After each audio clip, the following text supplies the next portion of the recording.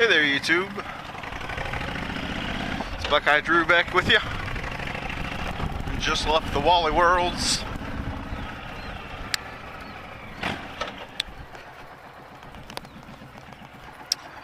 So, really just doing a little day riding today. Once I got off of work, I got off at 4.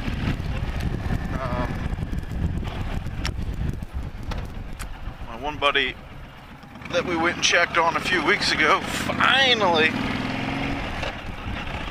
got his bike all back together and all the speakers hooked up, and so I rode over to his place and decided to check it out.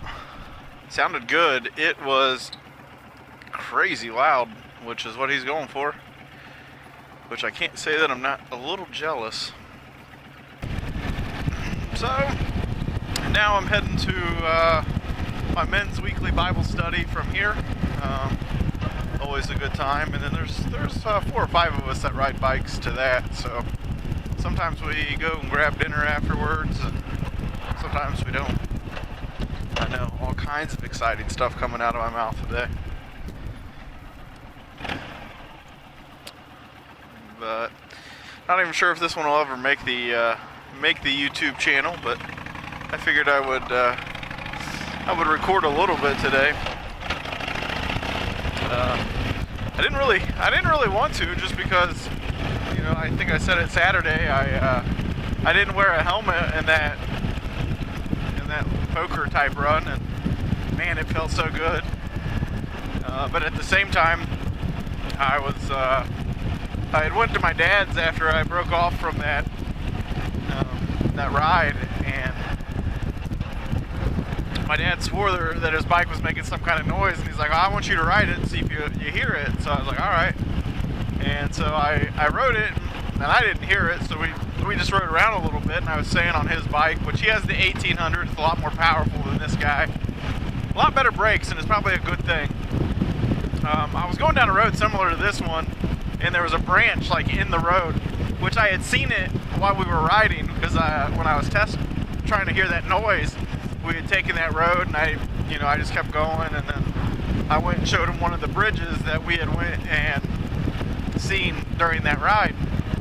So coming back, we took that road again, and I was going down just like this, cruising along, and there was a house with pine trees to the side, and in between the pine trees, I thought I just seen, out of the corner of my eye, I seen something move, and before I knew it, man, there was this big black dog ran right out in front of me. He was going after that branch like he thought it was some kind of animal or another dog or something, and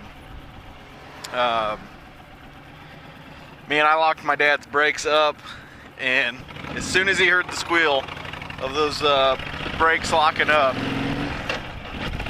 he instantly stopped, turned around, and booked it right back to his house, which I was very thankful for, but it still scared the crap out of me. And I'm like, yeah, you gotta go figure, you know, that's the one day I'm not wearing a helmet, which, you know, that's the chance you take, I guess. You know, you never know. It's not like people plan on ever laying a bike down. You never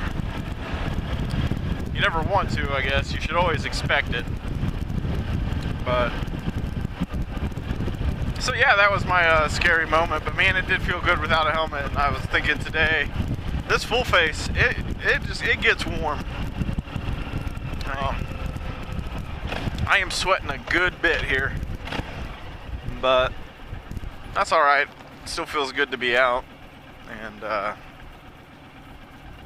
it's supposed to storm the next couple days, but I scheduled some days off work. I don't know if they're approved yet, but if they are, I'll have Friday and Monday off, and they're supposed to be pretty nice days this week.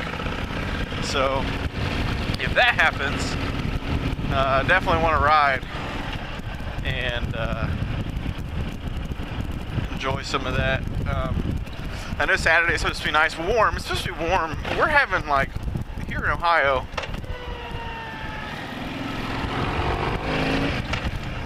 we are having an August type summer. And last year in June, man, it was like low 60s, rainy. We had so much rain last year, and this year it's the exact opposite. So I'm not really complaining. The heat doesn't bother me a whole lot, but I'm also spoiled because, you know, I live in a house that's air conditioned, and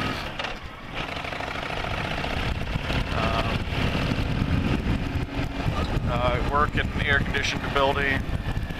So I can't really say that the heat bothers me because I'm hardly ever out in it. I mean, I run or exercise or whatever, I'm in it, but bike. Other than that, you know, I don't have to work in it all day. My dad constantly reminds me of that. He's a mechanic, and he's been at the same place for 33 years, which props to him. That doesn't happen very often anymore.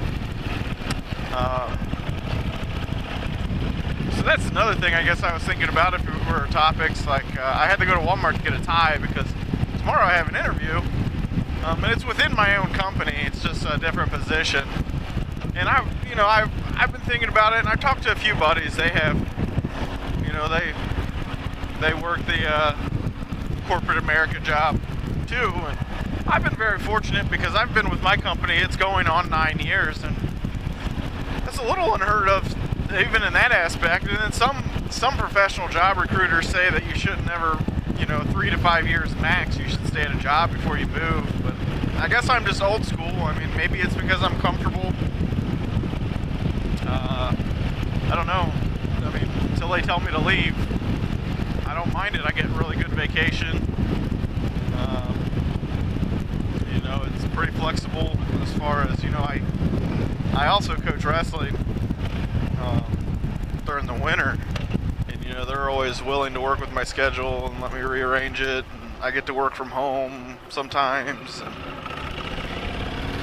So those are perks that are just hard for anybody to give up. So I kind of like staying with the same company. I'd say the only downfall is we really don't have good insurance. I mean, it's better than no insurance, and it's better than the affordable healthcare that you can purchase. Affordable in air quotes. But so, I mean, compared to that, you know, I try not to complain about it too much, but compared to when I first started working there 9 years ago, when I first started working there, the insurance was amazing. I paid a little more for it, but I also didn't have to pay much out of pocket. But it is what it is. I mean, it could always be worse. And it's been my like new hashtag here lately, first world problems. You know, try to look at things a little bit differently like that. Sometimes we get so caught up in, oh, pity me, poor me, I deserved, I'm entitled. And when you really break it down, nobody's entitled to anything. So we're very fortunate, and I'm happy that we live in a country where I guess we can feel that way, if that makes sense. But